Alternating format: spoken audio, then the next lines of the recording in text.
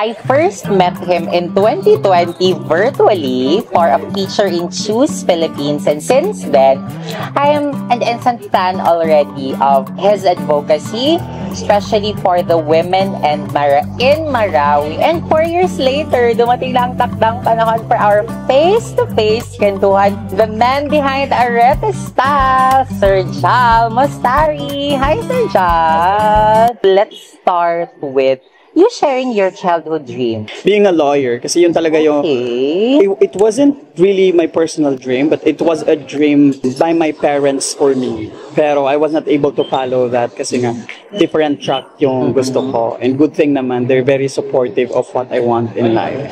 But I wanted to be in the medical field. Kasi in college, yun nga yung gusto kong pasukan. Either biology or nursing. But I took up international relations. But siguro, yung mga major events in my life lead me to where I am right now. We're in nasa creative industries. Allow me to ask this question, but how did that unfortunate happening change your life? Siguro on your perspective, like basing it in your life. I believe it also like became a turning point also for you kung bakit ka din may ganitong advocacy and why you have Arete Style now. 2017 is really a turning point. It turned our lives upside down, the whole BARM region. Not just BARM, the entire Philippines. Before, I was really into youth empowerment, environmental conservation, and then after the 2017, parang nakita ko yung need to do efforts towards peace building kasi yun yung pinaka at peak na kailangan ng community. I have so many friends who are in the creative industries, and nakita ko na it has the power to really push for certain causes such as peace building. Life-changing siya in a way nga na when we started the social enterprise, konti lang kami. Like, we started in a pitching, nanalo kami, and then nabigyan ng maliit na grant. And then, isa kami sa mga long-standing na social enterprises that is working in this industry and siguro in Lanao del Sur in the entire BARM. And ang napaka-fulfilling lang na meron na nagsusulputan ng mga young social enterprises and who would cite Arete Style as their inspiration. During your 20s, I mean, you have that courage, you have that heart, you have that passion to really pursue something to uplift the lives of people, especially during the darkest times. So parang wala nang siguro for most of you living there, parang wala nang pag-asa, there's no hope, there's no reason to stay here. Like instead, a lot of reasons to leave the place already. But you're one of the few na mga kabataan pa din talaga who really pushed and do things passionately para hindi mawala and then mas makatulo and maka-empower. So that's why we have Arete Style now. Arete Style, nag-start nga siya after the 2017 Marawi siege. It's a socio-cultural enterprise that gives income opportunities sa mga mostly single mother, internally displaced people of Marawi City after the 2017 siege. And ako, I've always believed na yung rehabilitation, nagsisimula siya sa household. Yes. No?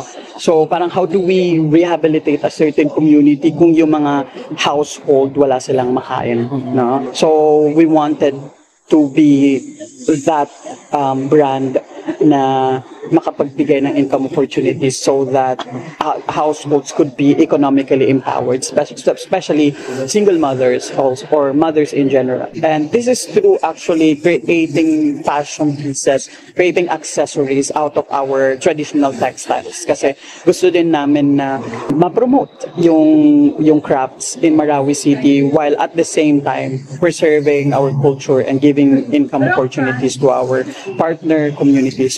For one of the brands that really nagpa-front line when it comes to preserving our textile because it's a dying industry. Yeah. So it's cultural preservation, one, and second, really women empowerment. Yeah. Personally, I really don't just look at it as really a fashion brand, but really a brand worth supporting because it supports so many women, so many families. We always seek approval with the people or our partner communities na gumagawa ng mga textile. Kasi yun yung primary material namin sa paggawa ng lahat ng product line. So also want na happy or ma-satisfied or appropriate para sa community na makita yung pieces nila. Use authentic fabric, hand-woven talaga. So, in spite of those challenges, what keeps you going?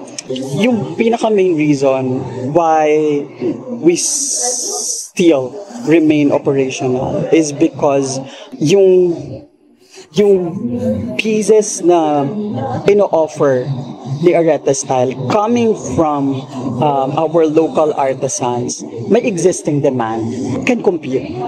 Meron siyang potential. Marami nagkakagusto nung crafts na ino-offer ng Maranao community. And bilang my social entrepreneurial mindset, self-imposed responsibility for me na i-link sila sa market. We don't wanna gatekeep. No, we don't want to gatekeep. Especially we're coming from this community, and I think it's also our pride na these are heritage crafts na di namin in-expect na magbo-boom siya or makikilala siya. And di namin in-expect na strangers would appreciate it. Yes. No? When we actually promote these crafts, gives hope to the community.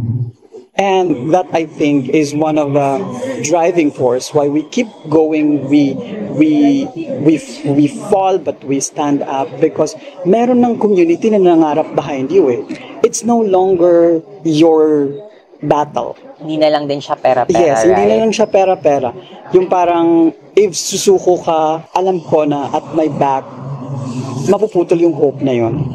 Especially, it took a while also, I believe, for them to believe again. Yes. Believe again in themselves, believe again in, siguro, the idea of hope, may Yes. pag-asa pa. Ikaw yung naging key, ikaw yung naging instrument really for that. We want to train more artisans so that, we could contribute in uplifting their lives, and especially na ma-preserve yung dying ma-preserve culture. it, no? So, oh my gosh. So now, sir, let's invite them. So, how can they reach out to you? Facebook namin is Areta Style and also Areta Style on Instagram. For customization, we accommodate, but it depends on gaano gusto ka-flexible nila, right? Also the type of product, and then how kailan nila gagamitin, ganyan. But we definitely accommodate customization. And then they have their physical store in BGC, Abrisa here in Davao, and in Cagayan de Oro also. And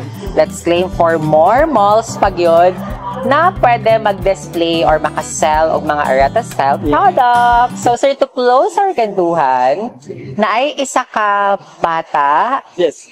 who wants to be like you and watching our kantuhan now. Yes. So, what do you want to tell him or her na hopefully mauno niya as he or she pursues that dream of becoming like you or taking the path that you have taken? For me, success is creating an impact, not just for yourself, but also for other people, including the planet, no? And also, process, do not dedicate everything to helping other people without helping yourself first, without looking after yourself. Because how can you do something for others if you personally compromise ka, no? You have to trust the process. And, it's really about the quality of the impact that you do. It's really about, at the end of the day, makakapagsabi ka na, in my journey, when you started, at the end of the tunnel, meron ka na bagong buhay.